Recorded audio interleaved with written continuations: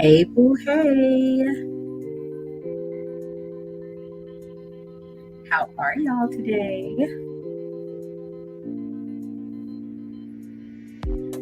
Come on in. Come on. Where you at? Where you at?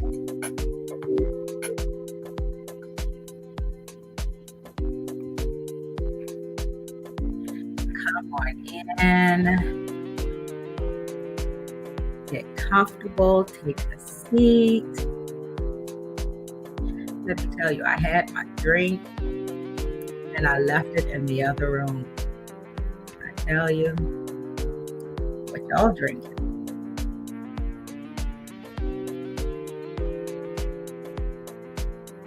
It's hot. It's really hot. We are going to talk about all the things today. You know me. I like to talk about it all the things, leaving nothing out.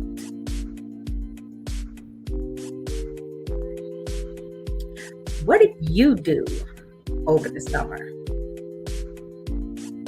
Are you ready for it to be over? Are you ready for it to be over? Well, believe it or not, the bell is about to ring, or it has rung in some schools. Yes. The bell has rung in some schools. I don't think I'm ready. Like, I have been working all summer. I know some parents, of course, I'm an educator. And I know some parents, some people are like, girl, you need to stop. I work all year long anyway. But as an educator, I used to look forward to my summers, right? Like, I did. I used to look forward to my summers. But now I work every summer. And then this time I took on some extra time, some extra summer things, right? So literally, I am just getting out for the summer yesterday. So now I have 1 week and like 3 days for a summer break. But I'm getting emails already about the upcoming year. And I'm like, wait a minute. I haven't even had a summer break yet. Like, hold on. But yeah, it's here. It is here. It is time for the bell to ring. It is. So believe it or not, it's here. So I would like to give some suggestible tips to help. I've been talking to some students, some parents, and some teachers that are just losing it. Like, where did the summer go? Where did it go?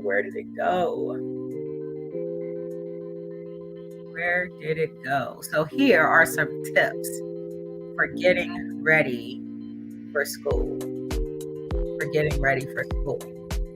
So let's see.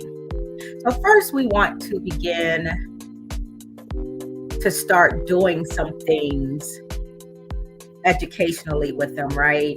Getting them back in that study mode. So for me, I have started to do some things where I know that my grandson may be a little behind, so that he can start doing some things to freshen up and sharpen his mind in those areas, because I don't want him to go back to school and not know those subjects and refresh the things that he learned in the previous grade. So if, for example, he's in 4th grade going to 5th grade. So if your baby is in the third grade, going to fourth grade, or preschool, going to kindergarten, you want to make sure that they have those skills that they learned in preschool to make sure that they are ready for kindergarten. If they've never been to preschool before, you want to make sure that they are ready for school, period. Some babies have never been to school before.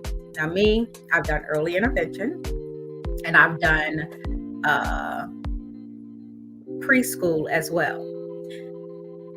And some kids even come to kindergarten and they don't know how to sit down because they're so used to running around and doing whatever they want to in their home. And of course, their home is their home. But when they come to school, they have to sit and be ready to learn. So get them used to sitting and being ready to learn. Find a place that's their learning environment. So begin making things with various nature items. Go on scavenger hunts, finding things that are hard, smooth, rough. This is for preschool, maybe kindergarten too. Make sure they can grasp a pencil.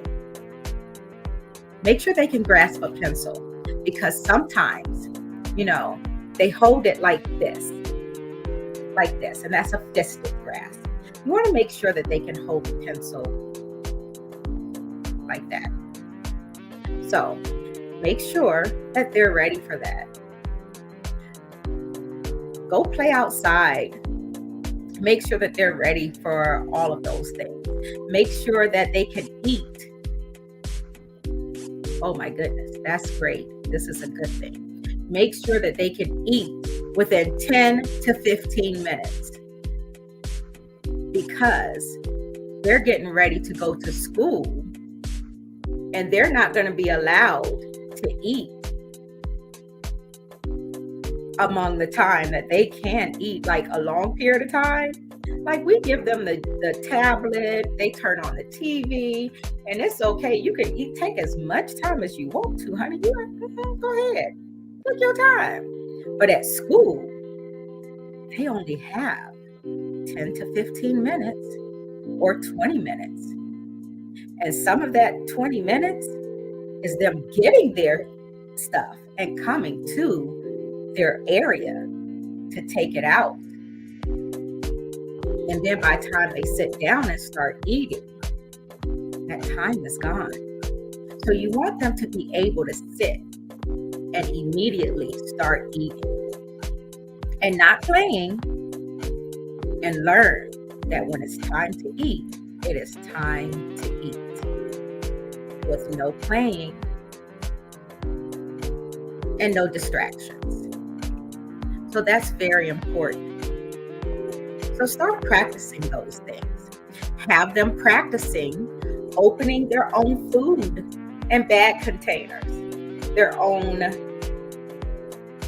containers. Fine motor skills are very important. And this is for preschool, kindergarten, first grade, I would say.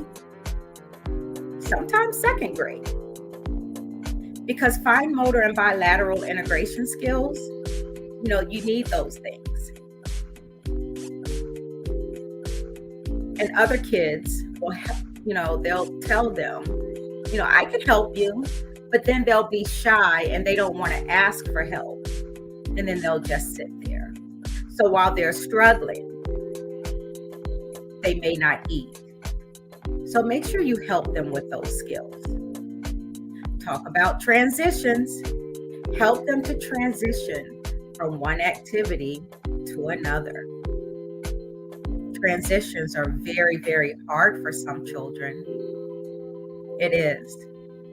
And going to school is difficult. You want to talk to the child about their feelings. How do they feel about going to school? Build their confidence up. Let them know they can do it. They're big, they're strong. They're able to do anything that they can do. If they've been in school before, ask them about their previous experience. What happened? What could they have done different? Yeah. Because you want them to know that teachers are there for them and they can make friends no matter what. And teachers are there to pull them up and make them into leaders because they see something in them. From the first day they walk in that classroom, they know. They wrap their arms around them, especially me. I know I did. And I see their smiles and their warm embrace, and I just be like, I know what you're gonna be. Oh my gosh. We're gonna work on that. They find their strength. We see the artists, we see the scientists, the doctors, the lawyers. We know. So give them the confidence that they need to know that they can do it, that they are able to do it. And then what you want to do is help them organize and declutter their room, their space. Even teachers have to do the same thing. I know I do. Because, man, let me tell you, I have to get ready to set myself up. And teachers, too. We have to declutter our emails. High school students, college students, teachers have to clean out emails.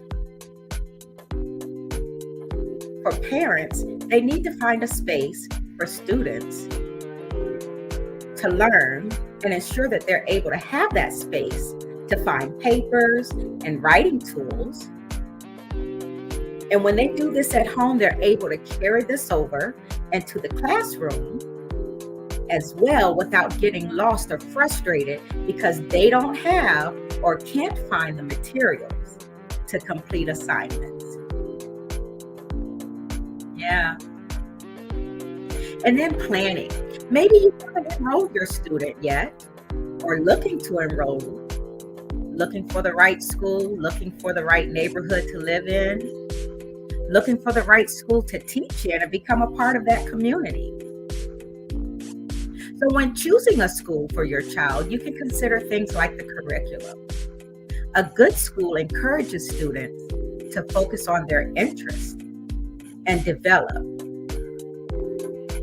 extracurricular activities. Creative activities can help children develop their intellectual and intuitive skills. Schools should offer a variety of activities such as art, sports, performing arts, and hobby classes. Let me tell you, when I did my student teaching, I was in Maryland, and I was in a school that had the arts. It was a school of the arts, and I was so amazed at how they did. They had everything. They had, hold on, because I'm trying to remember. They had music. They had art, like real art. My mind is so blank right now because I'm so excited and talking about it. Like they were showing you how to paint, how to draw, how to do all of the things. Then they had the dance. Then they had school and class.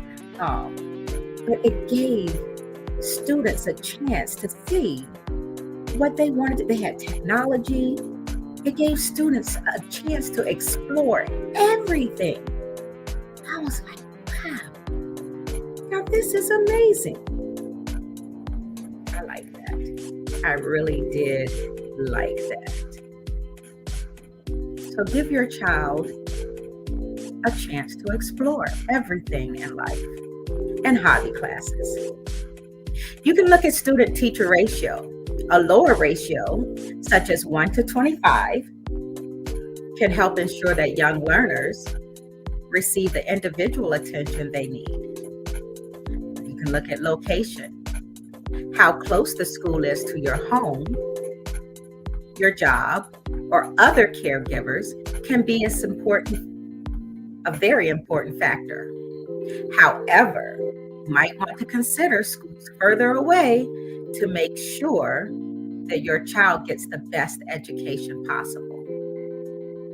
The quality of teaching. This is often ranked as the top reason for choosing a school.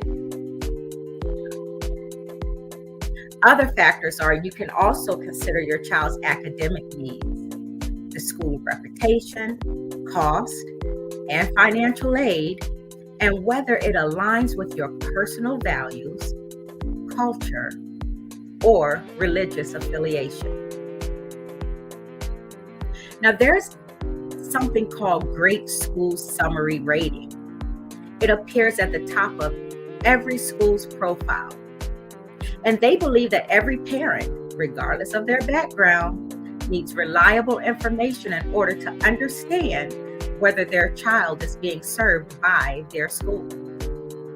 Their ratings follow a 1 to 10 scale, where 10 is the highest and 1 is the lowest. Ratings at the lower end of the scale, 1 to 4, signal that the school is below average. 5 to 6 indicates average, and 7 to 10 are above average. And then there's a Title I school. A Title I school is a public school that receives federal funding to help students from low-income families meet state academic standards. The program's goal is to ensure that all students have a fair opportunity to receive a high-quality education. It's good to set goals with your student also, and goals for yourself. But what do you need for when your student goes back to school? Now, most schools will post the supply list on their website because they do this. They come up with the supply list every year and they post it at the beginning of the year. But most of the time, they need their school books, their library books, their homework, pencil case, pens, pencils, a water bottle, snack, lunch. A lot of schools are not allowing mobile phones anymore because they're distractions. In the winter, make sure they have a coat. If they're in any extracurricular activities, make sure they have that. Their instruments, their sports, medication. If they're on any medication, make sure you see the nurse for that. Don't just send it in their book bag because there's absolutely a form that you're going to have to fill out. They cannot take medication on their own. You have to see the nurse in the office and you have to fill out and complete a form, and it has to be doctor approved. You cannot send over-the-counter medication at all. If you have over-the-counter medication, it will be sent back home. Or you have to provide that medication to your student before they get there. So make sure you have all of that information to the nurse beforehand. And if the child is in preschool or kindergarten, I am positive that an extra change of clothes is going to be needed. And if they are not toilet trained, they will need Pampers or pull-ups and wipes. But I'm sure that your teacher will allow you and let you know and notify you of what is needed. And I hate to say this, but as long as I've known, No immunization, no school. Yep. So pre-K to 5, you're going to have a school physical, DTP, the polio. These are the immunizations that you require. MMR, hepatitis B, hepatitis A for pre-K to 3, and the varicella. For middle school, you're also going to have the Tdap. And Lord, I cannot say this long word, but it's the meningococcal or something like that. Yep, that one. And then in high school, you're going to have that one again also, the meningococcal. If I'm saying it wrong, please, nurses, doctors, correct me, say it right, tell me, let me know. Yeah, but make sure that you schedule an appointment with your healthcare provider and make sure that you have all of those things done before you get to school, because if you don't have them, they will turn you away. And you will think that you are ready to go, and no, not gonna go. So the night before, make sure that you choose the clothes, pack lunches, find out if your student would like to eat lunch at school or pack a lunch. Prepare breakfast. You can also have kids shower and complete homework before bed. Again, get organized. Designate a place for your student to keep their clothes, keep their shoes organized, and stack their backpack. You can also plan your schedule and write a to-do list. Have your student to help you do that. Eat healthy. Too much sugar, junk, it helps them get off balance. Eating a healthy breakfast and a lunch helps them stay awake and aware during the day. Establish a routine. Set alarms 15 minutes early. Create a morning routine checklist and try to simplify breakfast. You can also ban TV in the mornings. Yeah, let's try that. But let your child or your student assist you in making the schedule.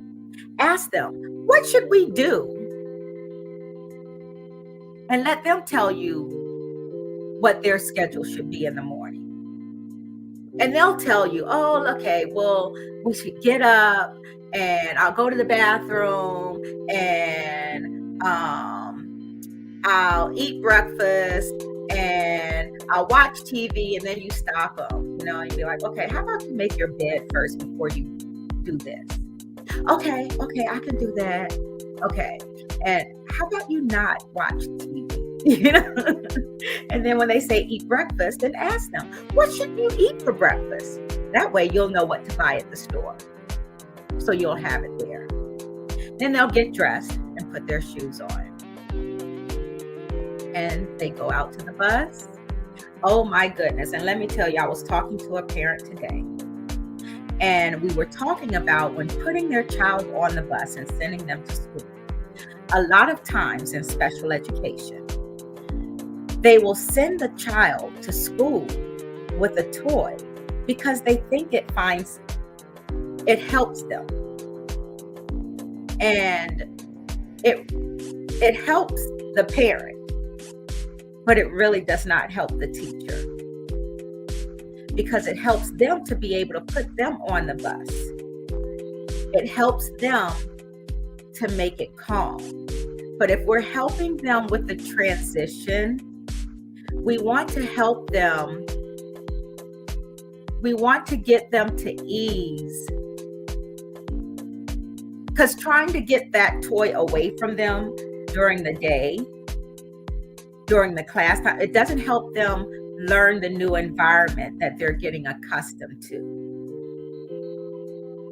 So if we can find something at school that they like, then we can send that something from school home, and they can take that back and forth. But something from home, that's not going to be feasible to help them to get back and forth, because that's trying to get that back away from them is kind of difficult. And we can talk more about that later. But we want to get them on the bus and to school and have a wonderful, wonderful day. Then they're going to come home. And when they get home, it is important to spend some time by yourself or by themselves to decompress. I know I need some time. I got to come in. Hold on a minute. I am not plugged in. I don't want to lose y'all. Okay, there we go. So, I know when I come home, I wanted some quiet. I gotta just sit for a little while, you know? My grandson told me one day, he said, you know, my name is Mima, just to let you know. He calls me Mima. He said, you know, Mima, I think that I know what your perfect job would be. I said, oh, really? He said, yeah, I don't think you should be a teacher. What do you mean I shouldn't be a teacher? I think you should be something else. I say, okay. So what should I be? He said, well, you know, you really don't like a lot of noise. I say, okay. He said, yeah, you're always, asking me to be quiet when you get home. I say, yeah, I am. He said, yeah, and, my teachers have always been 35 or younger. I was trying to see where he was going with this. Okay, 35 or younger. So, I really think that you should be a librarian, because librarians, they don't like a lot of noise, and you don't like a lot of noise. So how about you be a librarian?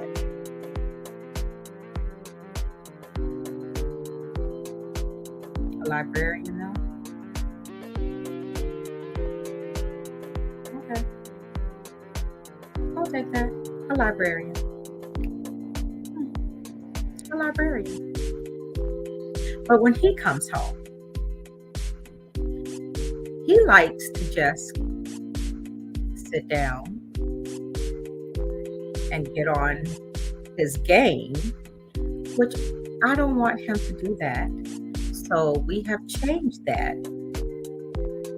And I do let him come in and watch some TV while eating his snack before we do anything else.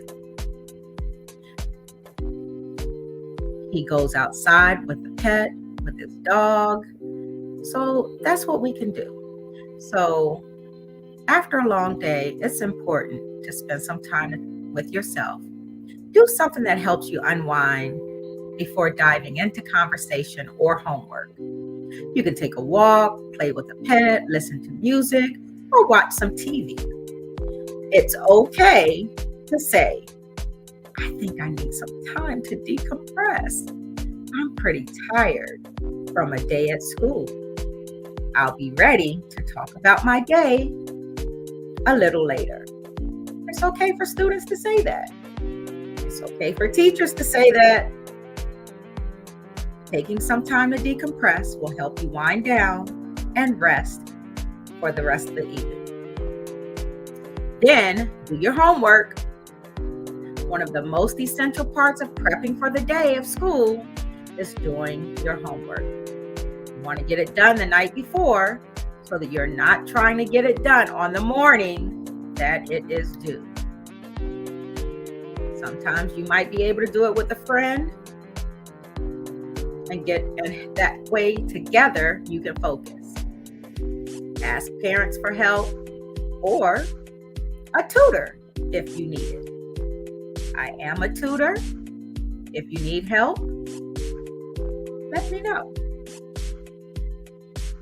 Some people find it easiest to do homework right after getting home before decompressing.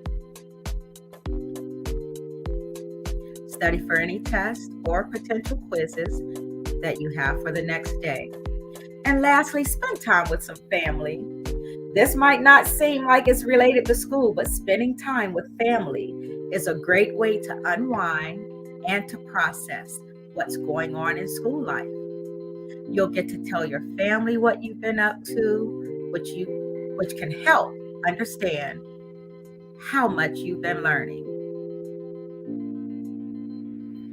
Now, for everyone, write down, help the preschoolers, kindergartners, draw a picture, start writing about their experience. That helps to put an end to the summer. Yeah, helps to put an end to the summer. Was it anything that you learned over the summer that taught you anything? I know I did a lot for the summer. Yeah. But let me tell you, next week, it's my birthday, baby. It's my birthday. Next Saturday, it's my birthday. And wait till you hear what I am doing. Oh my goodness. Okay, I'm gonna tell you. I am doing a karaoke podcast. And honeys, it is going to be fire. Woo! And my co-host, my lineup, woo! I'm telling you, you do not want to miss that. I'm just letting you know now. You do not want to miss it. It's going to be something. I'm letting you know. I'm so excited. I'm going to be a kid all over again because, I'm actually going to be double nickels, and double nickels don't come around but once. But I'm going to be acting like a kid all over again. So drop me a little message. Subscribe, follow, like, love. I just might let a few people know where the location is going to be for a live audience. I might. But I appreciate you. I appreciate you so much. Don't forget to push that like, love button. That is how I am able to get information out to more people to see this. Subscribe so that you will be able to receive notifications when I am going live. And last but not least, share with someone who may be able to benefit from the information shared or that you have gained today. Okay? This information that you have gained, someone needs to hear it. Someone else needs to hear this. So make sure that you share this. Thank you again. Thank you so much for logging in. You are appreciated more than you know. Have a wonderful day.